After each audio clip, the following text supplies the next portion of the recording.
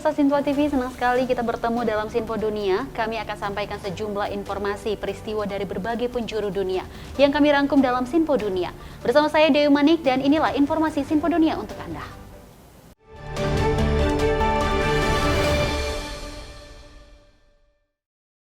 Ya pemirsa, informasi utama kita, para pengrajin di Mali mengeluh karena tidak bisa mengekspor produk mereka ke Amerika Serikat lagi. Setelah Washington ini mencabut pemberian fasilitas bea masuk bagi ribuan produk asal Mali. Menurut kalangan pengrajin, pencabut fasilitas ini menghambat sektor bisnis dan kerajinan di Mali. Amerika Serikat menyebutkan adanya perubahan yang inkonstitusional sebagai alasan dibalik keputusan 1 Januari untuk mengeluarkan Mali dari fasilitas perdagangan bebas bea yang dicakup African Growth and Opportunity Act atau AGOA. Mali di Afrika Barat telah mengalami 2 kali kudeta sejak tahun 2020 dan penundaan pemilu oleh pemerintah transisi yang dipimpin militer. Hilangnya keunggulan kompetitif AGOA ini menjadi pukulan lain di samping resesi global akibat pandemi, menurut Musa Bagayoko, pengrajin tenun dan pewarna kain katun di Bamako. Maintenant, mi ko loi no AGOA. Nuko ko ka commerce no ya Afrique de l'Ouest kono. Mi fola o fana ko gellement bayde karamo. Parce que ni nyamo wa raje no Amerique nyamo ka foko démocratie du montant fait ko da to ko be en suspens. Maintenant au suspension yi ate digi nyamo law no gouvernement yi abi digi en pour la barakalo la. Sementara menurut pedagang kapas ini, akibat pencabutan itu ia juga ikut menderita. Obi ko mu ye fien mena auna.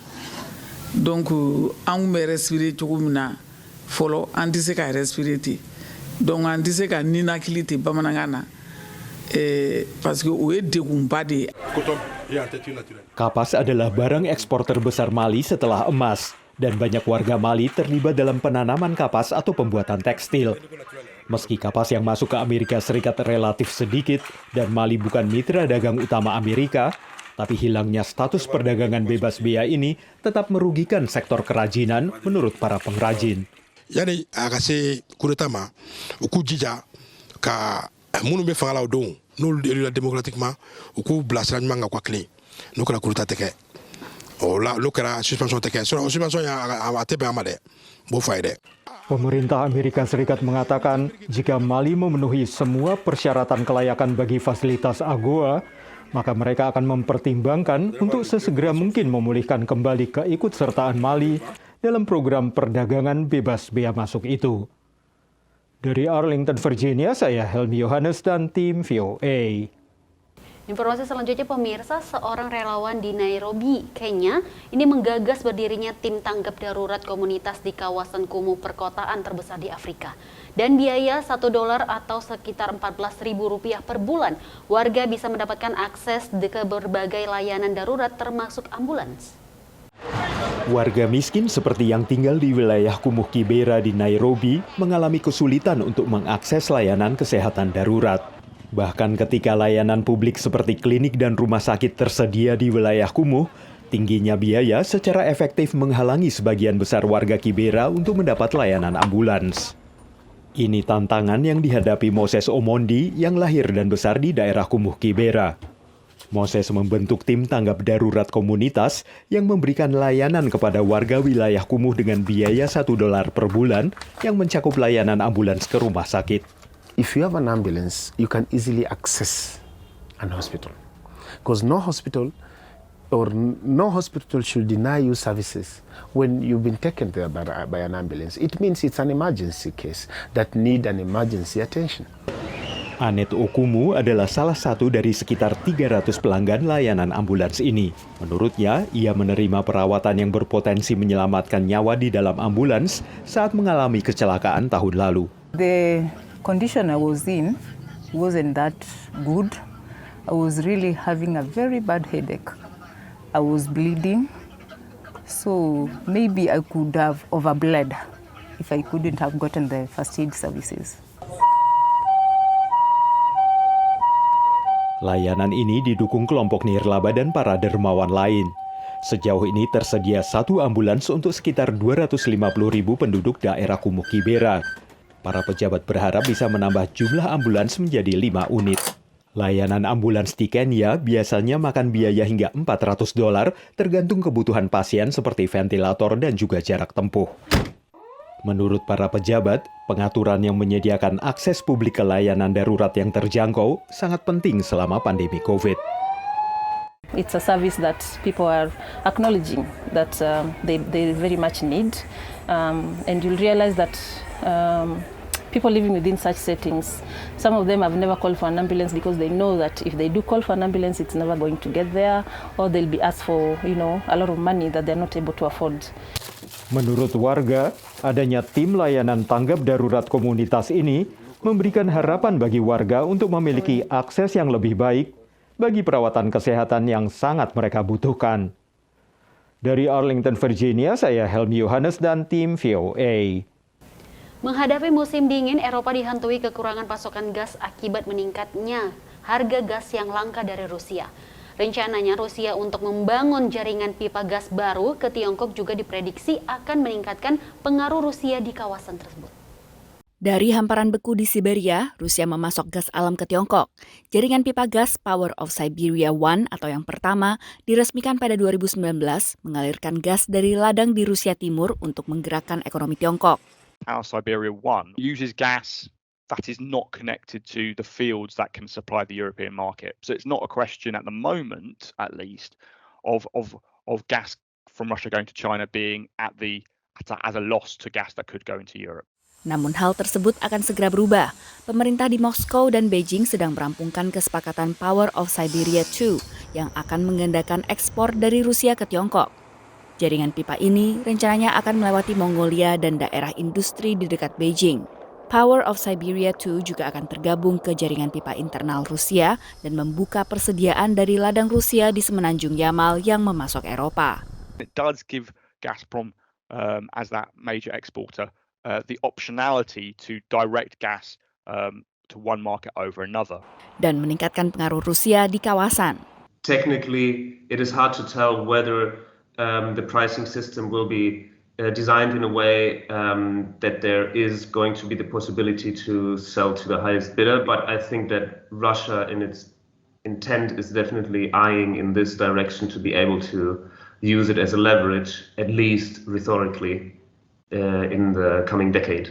Sumber energi Uni Eropa mayoritas bergantung pada Rusia. Menurut pemantau statistik Komisi Eropa Eurostat, Rusia yang memasok 41% gas bagi negara-negara Uni Eropa adalah pemasok dominan. Gas alam yang diimpor dari Rusia digunakan Uni Eropa pada sektor industri dan rumah tangga sebagai sumber pemanas terutama di musim dingin seperti saat ini. Dengan 100.000 pasukan yang disiapkan Rusia di perbatasan Ukraina, negara-negara barat mengancam dengan sanksi jika Rusia menginvasi Ukraina. Analis menilai Rusia juga butuh mencari konsumen baru bagi produksi gas alamnya. The trajectory of the European Union, in particular in terms of decarbonisation, is that gas will have a diminishing role over the medium to long term. Namun tidak mudah menavigasi pasar baru Tiongkok, menurut analis. China is well known for using its political, economic, also military posture and weight, and to be a tough negotiating partner, and allegedly also considering itself rather as the big hegemon here, and Russia as the junior partner. Kesepakatan Power of Siberia 2 antara Tiongkok dan Rusia belum difinalisasi. Namun sejumlah pengamat memperkirakan Olimpiade Beijing pada Februari mendatang akan jadi momentum pengesahannya. Demikian laporan VOA.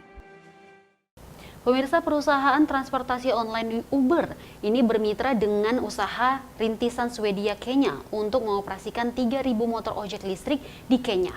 Dan peralihan ke ojek listrik ini bisa mengurangi populasi udara secara signifikan, mengingat adanya jutaan pengemudi ojek ini di seluruh Afrika.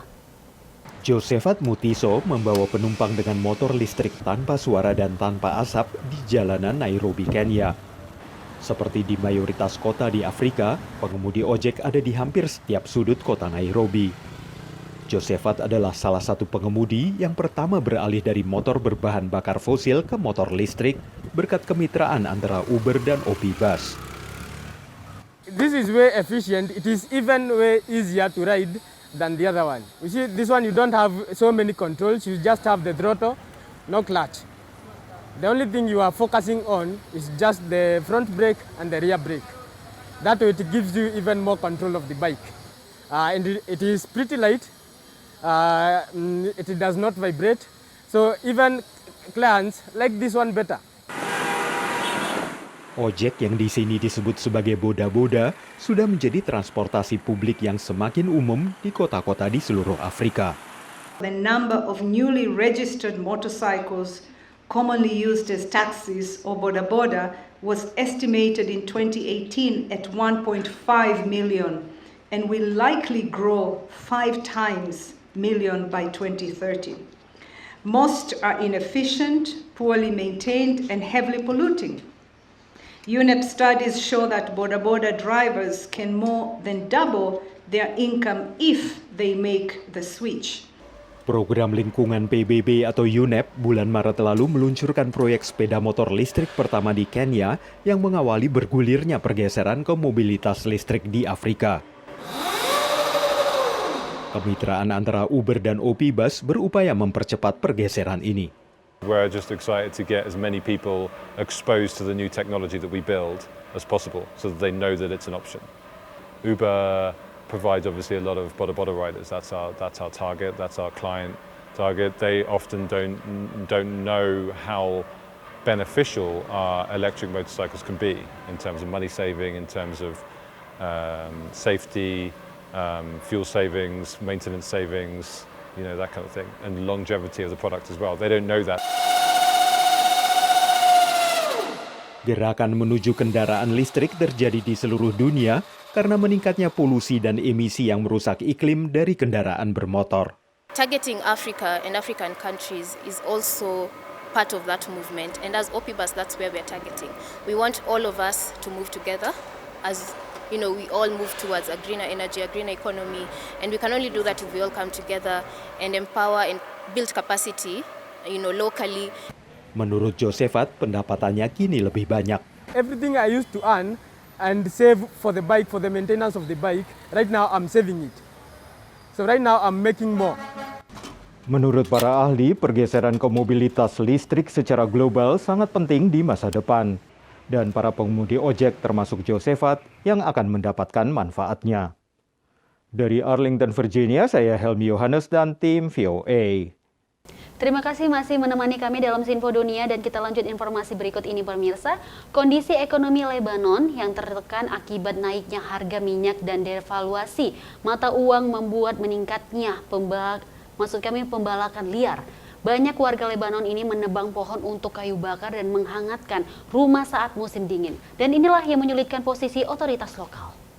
Wilayah pegunungan utara di Lebanon yang sudah lama diabaikan pemerintah Beirut menjadi lokasi hutan kuno dan langka. Penghapusan subsidi bahan bakar pada awal 2021 yang bersamaan dengan anjloknya nilai mata uang Lebanon menyebabkan masalah sulit bagi otoritas lokal karena warga kembali melakukan pembalakan liar untuk menghadapi musim dingin.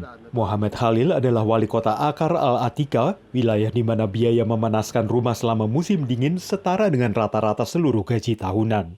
We have big responsibilities in this village to protect the forest in one side and to help the people in the other side. There are at least 800 to 1,000 family without any salary. So during this economic situation, these people need helps. Warga yang tidak mau disebut namanya ini mengambil pohon dari hutan pada malam hari. Ia harus menghidupi 5 anak dengan uang pensiun 1,5 juta lira per bulan, kini setara $60 atau sekitar $860,000.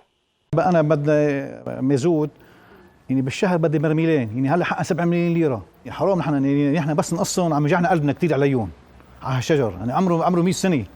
Wali Kota Halil sudah menyewa penjaga ekstra untuk berpatroli di hutan dan mengajar warga cara memangkas pohon untuk mendapat kayu dibanding menebang seluruh pohon. هذا الشيء طبعا غلط، نحن ما بنسمح فيه. نحن أجدادنا قديم كانوا يحموها بلحم الحي. بلدية عقار العتيقة سمح إنه شوي نشحل تشحيل على الخفيف، بس إنه هيدا الموضوع القص هذا ما كان حدا من هنا عليه أبدا. Kebakaran hutan di sekitar akar Al-Atika meluas dan mengganas selama beberapa tahun terakhir. Dan tanpa prospek perbaikan ekonomi, habitat ini menghadapi meningkatnya berbagai ancaman, termasuk naiknya biaya bahan bakar minyak atau mazut. No one can give a million of Lebanese lira only for the mazut, okay? Because they want to eat also.